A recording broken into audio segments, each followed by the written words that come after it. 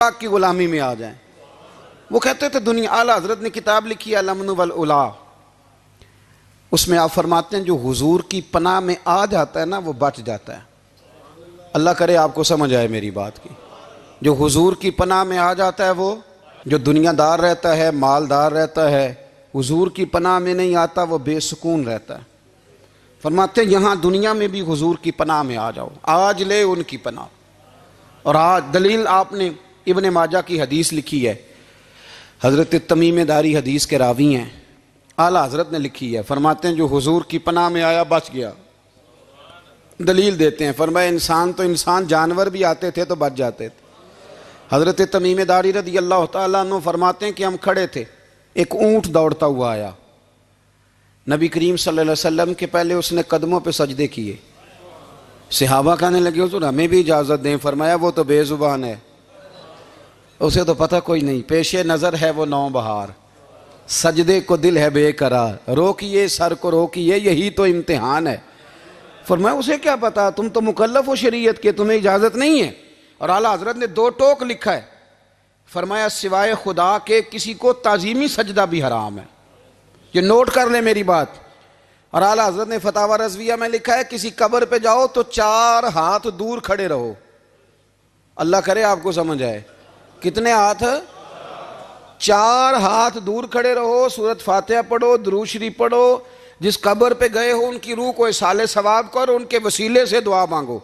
اعلیٰ حضرت فرماتے ہیں قبر کو سجدہ بالاتفاق حرام ہے، طواف قبر کا کرنا بالاتفاق حرام ہے، بوسہ لینے میں اختلاف ہے کہ جائز ہے کہ ناجائز ہے، لیکن بوسے سے بھی چونکہ شک پڑتا ہے تو فرماتے ہیں احمد رضا کی رائے یہ ہے کہ بوسہ لینے سے بھی بچا جائے۔ وہ آ گیا تو اس سے اگلی باتیں کرتا ہے، بس خاموش رہ، باادب رہ اور پیچھے رہ۔ تو حضرت تمیم داری کہتے ہیں یہ حدیث اعلیٰ حضرت نے لکھی ہے الامن والعلا میں، فرماتے ہیں کہ اونٹ نے پہلے سجدہ کیا، قدم چومے، پھر اس نے حضور کے کان میں کوئی بات کہی، روزے دے دوالے نے غلاماں دیاں ٹولیاں، ایک پہ سن دے کروڑاں دیاں بولیاں، یعنی اونٹ نے بات کی تو حضور نے وہ بھی سن لی۔ اعلیٰ حضرت کہتے ہیں جو پناہ میں آتا ہے بچ جاتا ہے۔ کہتے ہیں رسول کریم نے نا اونٹ کی پشت پہ ہاتھ پھیرا اور اللہ کے محبوب فرمانے لگے فکر نہ کر، اب تو آ گیا ہے نا تو جیسے تو کہے گا ویسے ہی ہو جائے گا، جیسے تو کہے گا ویسے ہی۔ ابن ماجہ میں موجود ہے، پر میں چونکہ فاضل بریلوی رحمۃ اللہ علیہ کی کتاب سے پیش کر رہا ہوں الامن والعلا سے، تو میں اسی انداز میں پیش کر رہا ہوں جس انداز میں وہاں ہے۔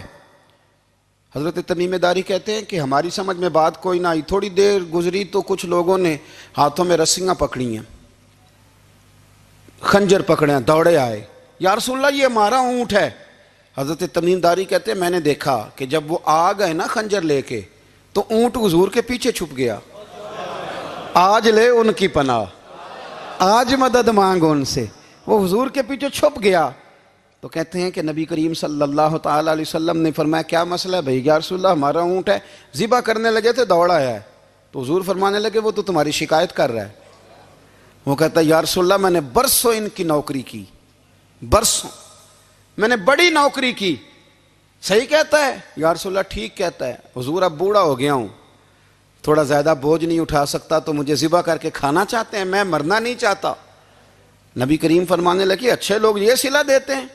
انہوں نے عرض کی حضور آپ حکم کر دیں، ہم اس کو چھوڑ دیتے ہیں یا رسول اللہ، نہیں ذبح کریں گے، خدمت کریں گے۔ حضور فرمانے لگے نہیں، اب میرے پاس آیا ہے نا، اب میں نے واپس نہیں کرنا، آج ہو گیا ہے، آج لے ان کی پناہ، آج مدد مانگ ان سے، آج ہو گیا یا رسول اللہ پھر رکھ لیں۔ حضور نے فرمایا نہیں بھائی پیسے بتاؤ کتنے؟ یا رسول اللہ نہیں کچھ نہیں۔ نبی کریم علیہ السلام نے فرمایا نہیں بتاؤ کتنے، بتاؤ کتنے؟ انہوں نے کہا حضور ایک دفعہ ریٹ لگایا تھا تو 100 دینار لگا تھا، حضور نے فرمایا بلال دے دو 100 دینار، 100 دینار دے دیا۔ اعلیٰ حضرت فرماتے ہیں دیکھو ان کی پناہ میں آنے کی برکتیں کتنی ہیں۔ ان سے کہا تم جاؤ، وہ چلے گئے، حضور نے پشت پہ ہاتھ پھیرا، فرمایا جا تو آزاد ہے۔ حضرت تمیم داری کہتے ہیں وہ پہلے گیا پھر پلٹ کے آیا، اس نے نبی پاک کے کان میں کو بات کی، کئی باتیں کی، پر میں ایک بات کرتا ہوں، کئی باتیں کی، ایک بات کی تو حضور رو پڑے، اونٹ چلا گیا، ہم نے عرض کی حضور یہ کیا کہہ گیا ہے؟ تو محبوب فرمانے لگے یہ کہہ گیا یا رسول اللہ جس طرح آپ نے مجھے چھری سے بچایا ہے میں دعا کرتا ہوں اللہ آپ کی امت کو جہنم سے محفوظ فرمائے، اللہ جہنم سے بچائے آپ کی امت کو، اس طرح مجھے چھری سے آپ نے محفوظ کیا۔ اعلیٰ حضرت فرماتے ہیں کن چکروں میں پڑے ہوئے ہو، کن چکروں میں؟ پیسوں کی پناہ لیتے ہو، عہدوں کے پیچھے چھپتے ہو، دولت کے پیچھے چھپتے ہو، تعلقات کے پیچھے چھپتے ہو۔ فرمایا مصیبت آئے گی تو یہ سارے ہٹ جائیں گے، اگر پناہ لینی ہے تو مدینے والے محبوب کی پناہ لو، دروازہ رسول پہ آؤ، نبی کریم کی بارگاہ میں جھکو، حضور سے پیار کرو۔ اعلیٰ حضرت فرماتے ہیں محبوب کا ادب کرو، رسول اللہ کی غلامی کرو۔ فرماتے ہیں پھر کے گلی گلی تباہ، ٹھوکریں سب کی کھائیں کیوں، دل کو جو عقل دے خدا تو تیری گلی سے جائے کیوں۔ اور فرمانے لگے جان ہے عشق مصطفیٰ روز فزوں کرے خدا، جس کو ہو درد کا مزہ وہ ناز دوا اٹھائے کیوں، جس کو ہو درد کا مزہ وہ ناز دوا اٹھائے کیوں۔ انہوں نے محبوب کریم کی محبت کا پیغام دیا، صحابہ کی محبت کا، بولیے صحابہ کی محبت کا پوری کتاب لکھی حضرت صدیق اکبر جناب عمر کے فضائل پر۔ اور مزے کی بات یہ ہے کہ اعلیٰ حضرت نے اردو شاعروں میں سے کسی کو توفیق نہیں ہوئی حضور کو شہنشاہ کہنے کی، اعلیٰ حضرت نے کہا میرے نبی شہنشاہ ہیں۔ دلیل کیا دی؟ فرمانے لگے پڑھو ترمذی، حضور نے فرمایا میرے 2 وزیر زمینوں میں ہیں 2 آسمانوں میں، زمین کے 2 وزیروں کے نام ابو بکر اور عمر ہیں، آسمان کے 2 وزیر ہیں جبریل اور میکائیل۔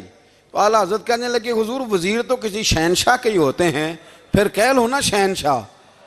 تو پھر فرمانے لگے حاجیو آؤ شہنشاہ کا روضہ دیکھو، حاجیو آؤ شہنشاہ کا روضہ دیکھو، کعبہ تو دیکھ چکے اب کعبے کا بھی کعبہ دیکھو، کعبہ تو دیکھ چکے اب کعبے کا بھی، غور سے سن تو رضا کعبے سے بھی آتی ہے صدا، میری آنکھوں سے میرے پیارے کا روضہ دیکھو۔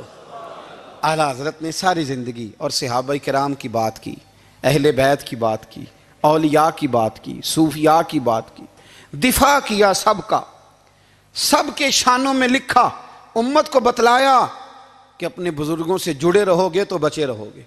اعلیٰ حضرت نے طنز کرنے سے، تنقید کرنے سے، بلا وجہ غلطیاں نکالنے سے اور ایک دوسرے پر لان تان کرنے سے ہمیں بچنے کو کہا۔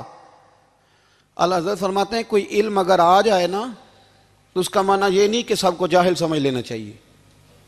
سمجھ آ رہی ہے میری بات کی؟ ہم جس شعبے میں بھی ہوتے ہیں نا سامنے والے کو ان پڑھ ہی سمجھتے ہیں۔ مولویوں کے بارے میں بعض لوگوں کا خیال ہے کہ یہ پتہ نہیں کون سی مخلوق ہے، ان کو کیا پتا دنیا داری کا۔ میں صحیح کہہ رہا ہوں۔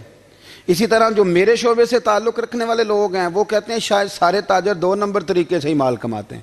یہ ہو نہیں سکتا، ایسا ہو نہیں سکتا۔ ہمیں نا دوسروں کی اہمیت کی خبر رکھنی چاہیے، ہمیں ایک دوسرے سے پیار، ہم طنز کرتے ہیں، تنقید کرتے ہیں۔ فاضل بریلوی منع کرتے تھے، آپ فرماتے ہیں یہ طریقہ درست، ہم جب غلطیاں نکالنے پہ جاتے ہیں تو معاذ اللہ اتنا اوپر بن جاتے ہیں کہ معاذ اللہ ثم معاذ اللہ اللہ رسول تک پہنچ جاتے ہیں۔ اعلیٰ حضرت کے زمانے میں ایک شخص نے کہہ دیا نبی پاک کا خیال آئے تو نماز ٹوٹ جاتی ہے۔ عقل ہے نا جی، جہاں مرضی لے جاؤ۔ وہ کہنے لگا جی میں نے خالص اللہ کے لیے پڑھنی ہے نا فلسفہ عجیب، نبی پاک کا خیال آئے تو نماز۔ اعلیٰ حضرت فرمانے لگے تو بڑا ہی پاگل ہے، جب تو کہے گا السلام علیکہ ایھا النبی خیال آئے گا کہ نہیں؟ فرمانے لگے تو بڑا ہی نادان ہے، جب تو کہے گا اللہم صلی علی محمد وعلی خیال آیا کہ نہیں آیا؟ فرمانے لگے تو نبی پاک کی بات کرتا ہے، نماز میں تو ابا اماں کا بھی خیال آتا ہے، ربنا اغفر لی والی والدیہ۔ فرمانے لگے ربے کے خیال سے نہیں ٹوٹتی تو مدینے والے کے خیال سے کیسے ٹوٹ گئی؟ فرمانے لگے بڑا ہی بیوقوف ہے تو۔ اعلیٰ حضرت فرمانے لگے تو کہتا ہے حضور کا خیال آئے تو ٹوٹ جاتی ہے؟ فرمانے لگے جب تک حضور کا خیال آئے نہ نماز ہوتی نہیں، جب تک حضور کا خیال نہ آئے نماز ہوتی نہیں، سوال ہی نہیں پیدا ہوتا۔ لوگوں نے کہا جناب وہ کس طرح؟ تو اعلیٰ حضرت فرمانے لگے اللہ نے کہا قرآن میں واقعی الصلاۃ نماز پڑھو، یہ نہیں بتایا کتنی پڑھنی ہے، اور یہ بھی نہیں بتایا فجر کی کتنی پڑھنی ہے، یہ بھی نہیں بتایا ظہر کی، یہ بھی نہیں بتایا قیام کیسے کرنا ہے، ہمیں یہ بھی نہیں بتایا رکوع کیسے کرنا ہے۔ ہمیں پتہ کیسے پتہ چلا؟ جب صحابہ نے کہا نا رب کہتا ہے نماز پڑھیں تو کیسے پڑھیں، تو حضور فرمانے لگے سلو کما رأیتمونی اصلی، نماز اس طرح پڑھو کرو جس طرح مجھے پڑھتے ہوئے دیکھتے ہو۔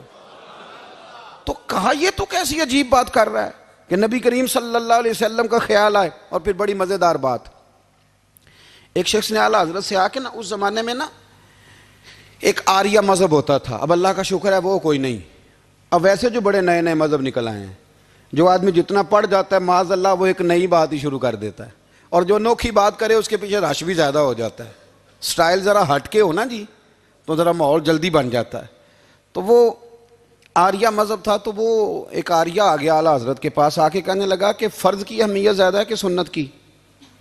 تو اعلیٰ حضرت فرمانے لگے بھئی اہمیت تو فرض کی زیادہ ہے۔ تو کہنے لگے آپ کا وضو تو پھر سنت سے شروع ہوتا ہے، وضو میں پہلا فرض ہے منہ دھونا، اور آپ سب سے پہلے ہاتھ دھوتے ہیں، یہ بھی سنت، ناک میں پانی ڈالنا یہ بھی، کلی کرنا یہ بھی، میری بات کی سمجھ آ رہی ہے؟ اس نے کہا یہ آپ عجیب لوگ ہیں، فرض اگر بڑا ہے تو پہلے فرض ہونا چاہیے تھا، سمجھ آ رہی ہے میری بات کی؟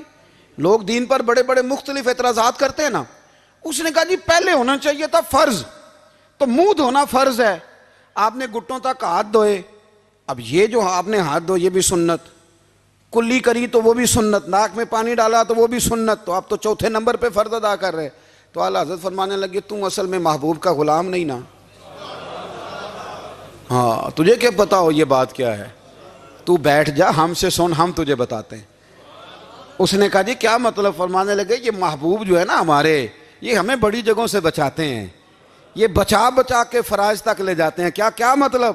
کہنے لگے حضور نے ہمیں کہا ہے کہ پہلے نا ہاتھ دھو لو، پتہ چل جائے پانی زیادہ گرم تو نہیں، منہ جالی نہ جائے، پہلے نا دیکھ لو، فرمایا پھر ناک میں ڈال کے پتہ کرا لو کہ اس میں سے بدبو تو نہیں آتی، سنت بھی ادا ہو گئی، پتہ بھی چل گیا بو تو نہیں آ رہی، اور فرمایا پھر منہ میں ڈال کے چکھ لو کہ بد ذائقہ تو نہیں۔